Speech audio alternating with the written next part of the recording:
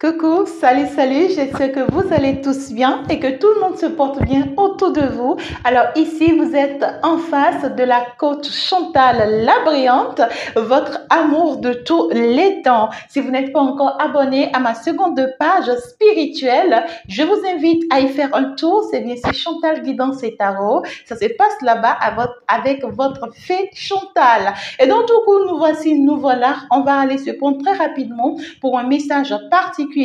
Donc, nous sommes ici dans notre émission, votre histoire, mes conseils.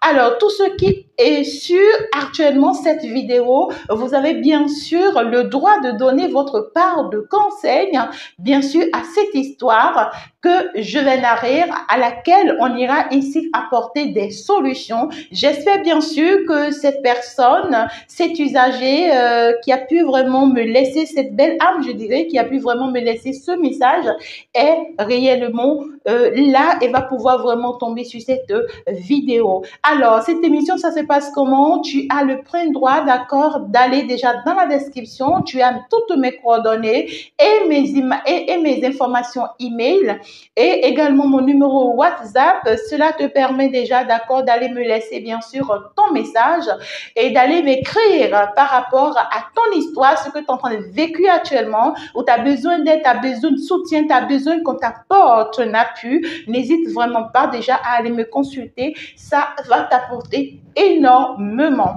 Donc, du coup, nous sommes partis avec l'histoire de cette dame qui m'a écrit, qui m'a laissé son message, bien sûr, en inbox.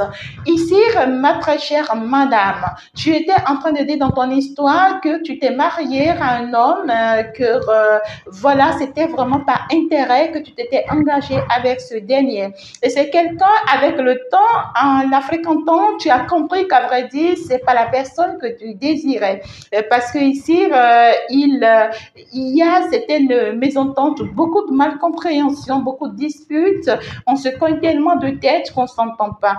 Néanmoins, vous avez déjà fait au moins près de 3 enfants.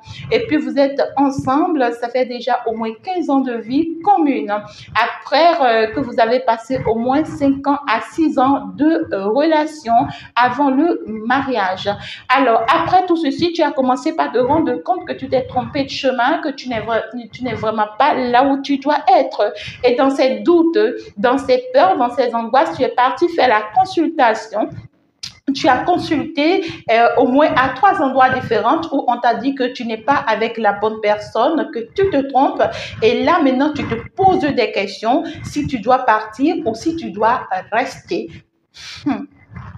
Première des choses que vous devriez savoir, mes amours, c'est que lorsque vous vous engagez dans une situation, dans une relation, surtout dans un couple, il faut déjà s'attendre à toutes les batailles du couple. Vous savez, la vie seule déjà, quand je te parle de célibataire, c'est pas déjà facile. Ce n'est pas quand tu vas rentrer dans un couple que ça te sera facile. Alors, c'est déjà bien que tu puisses dire et que toi-même tu puisses reconnaître que tu étais parti dans cette relation par intérêt parce que justement, tu avais besoin d'aide pour soutenir ta famille, tu avais besoin d'aide pour soutenir tes frères et sœurs, ton entourage, parce que voilà, toutes ces personnes attendaient de toi. D'accord? Donc, du coup, il y a cette notion de, tu dois aussi te rassurer de ces consultations que tu vas faire parce que moi, particulièrement, je m'y connais. Vous savez, dans notre domaine spirituel, nous avons certaines totems, certaines choses que nous respectons, d'ailleurs, qui font de nous cette personne spirituelle. Il y a des choses que nous respectons et puis il y a des procédures qui nous sont très, très importantes à suivre. Est-ce que ces personnes vers qui tu es parti consulter sont les bonnes? Est-ce qu'elles sont les meilleures? Parce que tout le monde ne se fait pas appeler spirituel. Par contre, c'est le monde divin qui désigne les personnes spirituelles. Si tu es convaincu que ces personnes vers lesquelles tu es parti pour faire ta consultation sont les bonnes personnes pour toi et que tu peux vraiment compter sur eux, alors donc du coup, première chose, c'est bien noté. Deuxième chose, toi-même, écoute ta personne intérieure. Et comme moi, je te lis déjà dans ton histoire, je vois que tu t'écoutes déjà parce que c'est en t'écoutant que tu te dis, je ne me suis pas laissée dans cette relation parce que oui, j'étais amoureuse, mais juste c'était parce que j'avais avait un besoin. Moi, je ne dirais pas que c'est un intérêt, du tout pas, parce qu'il y a des personnes qui sont mariées par intérêt, mais qui sont restées dans leur relation. Donc, tu avais des besoins qui étaient très importants pour toi et il fallait que tu les assumes. Et pour ça, donc, tu t'es laissé aller. Alors, dans une relation que tu t'es laissé partir déjà jusqu'à 1, 2, 3 enfants, je ne te dirais pas de prendre la mauvaise décision pour toi. Néanmoins, si tu trouves que oui, cela n'est pas faisable, parce que c'est toi seul qui vis ce que tu vis. C'est toi seul qui te retrouve dans cette situation, d'accord?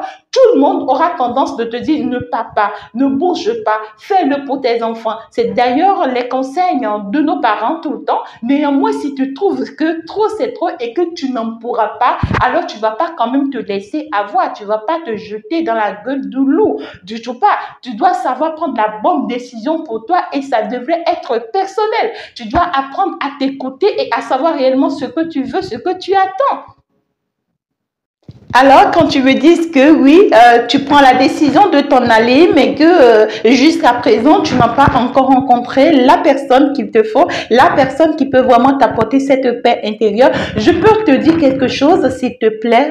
Mais lorsque tu ne fermes pas une page, pendant que tu ne fermes pas encore l'ancienne porte, comment est-ce qu'une nouvelle porte pourra s'ouvrir pour toi? C'est pas possible. Tu ne peux pas être avec X pendant que tu attends que Y soit là. C'est vraiment pas possible.